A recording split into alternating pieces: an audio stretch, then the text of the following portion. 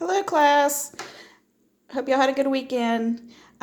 Today, our notes are going to be on inscribed angles. Okay, so this is the next to last lesson for circles, the circles unit.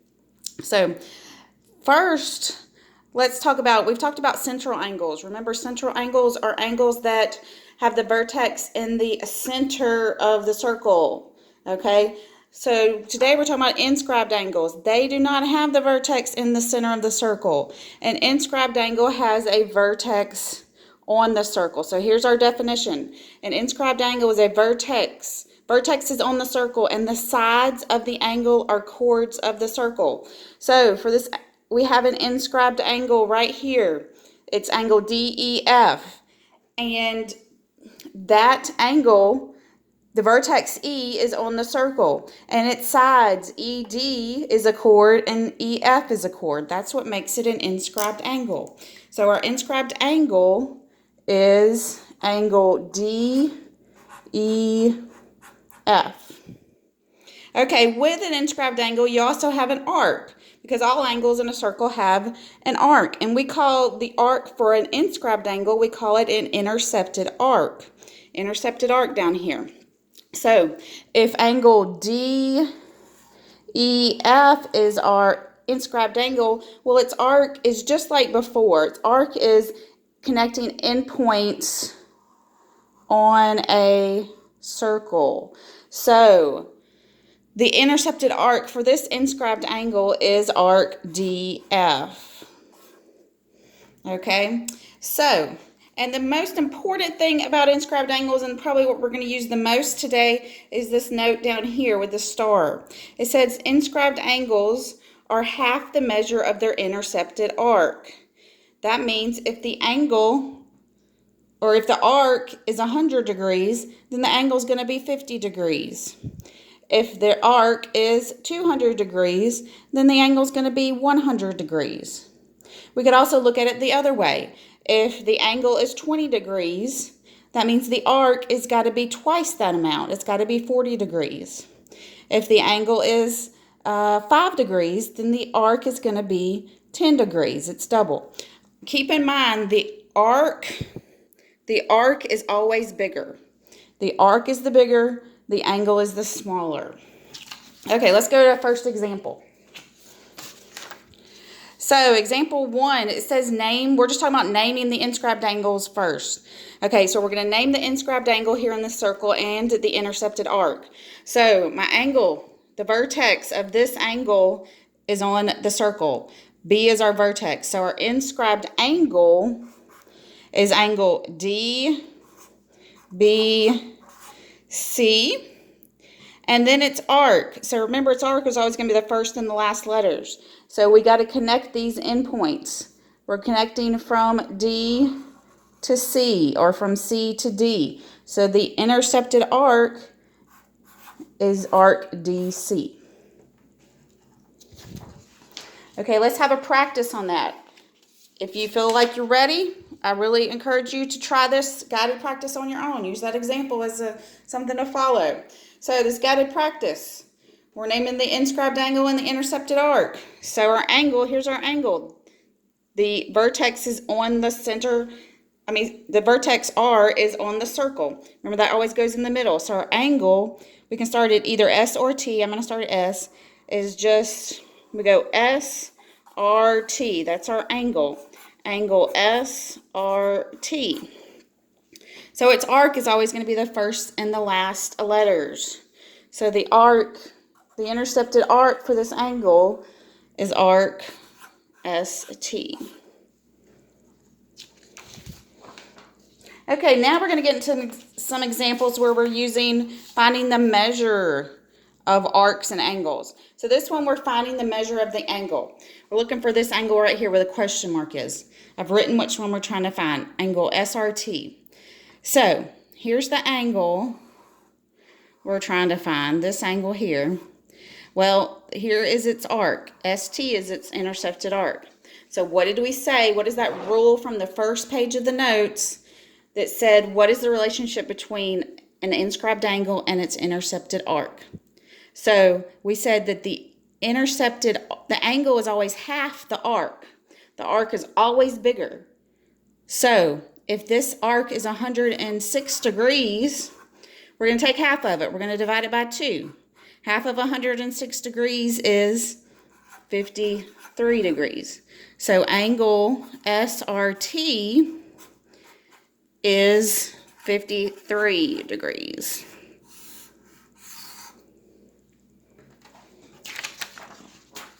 Okay, let's have a guided practice on that problem, that type of problem. Again, we're finding the angle.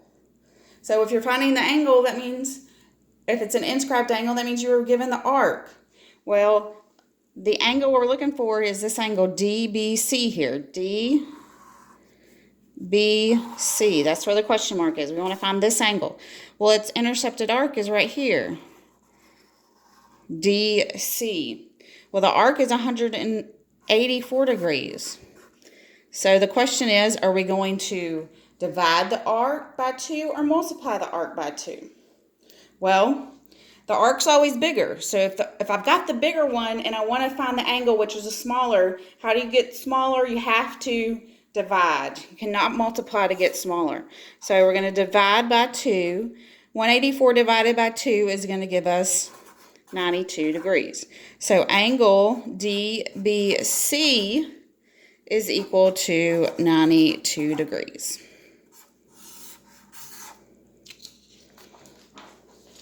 Okay, let's do the example now. This time, we want to find the measure of the arc. This time, we're given the angle measure. We want to find the arc DE. This is where the question mark is.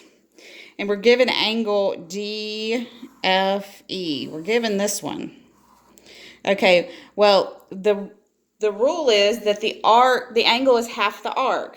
So that means if the angle is half of this, then I need 2 of these to equal the arc. I need 2 of the angles to equal the arc. So, and remember, the arc is always bigger. So we're going to take our angle measure and we're going to double it to get our arc measure. To get the arc measure, you always double it. Well, that's going to give us 112. So arc DE equals 112 degrees.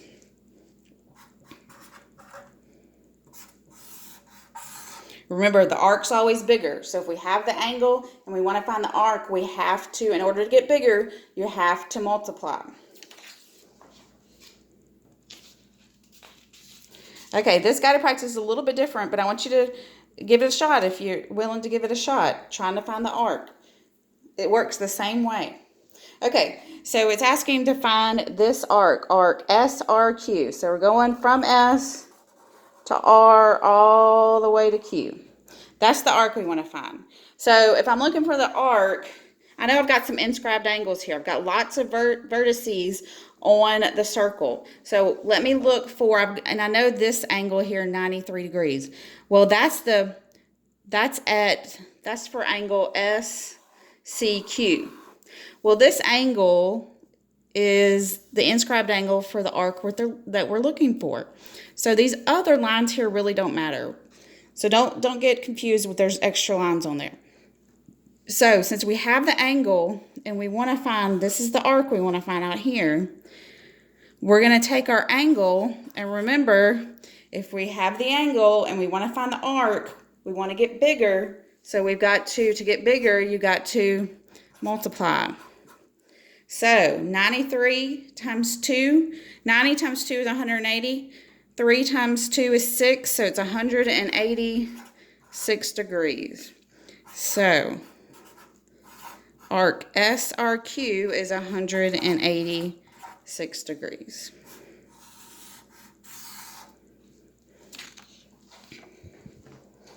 Okay, we got one more example and one more guided practice.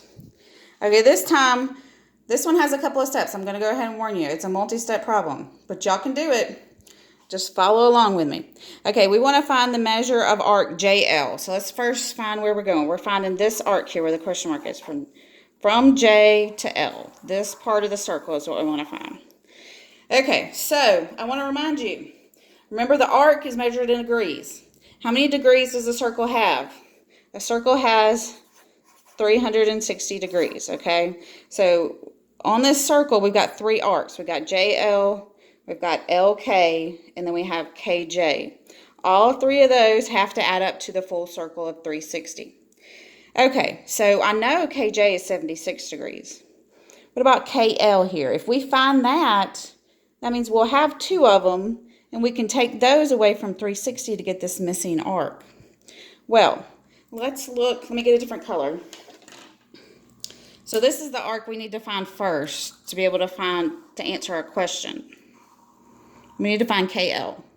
Well, KL just happens to be the intercepted arc for angle KJL, this inscribed angle. Okay, so this angle, we know the measure of it too. What does that box mean? How many degrees is it? That means it's right, 90 degrees. So if this angle is 90 degrees, its arc, tell me, is the arc gonna be double or half? Remember, you always get bigger with the arc, so it's gonna be double. So this is gonna be 2 times 90, which gives us 180 degrees. So this K to L is actually half the circle.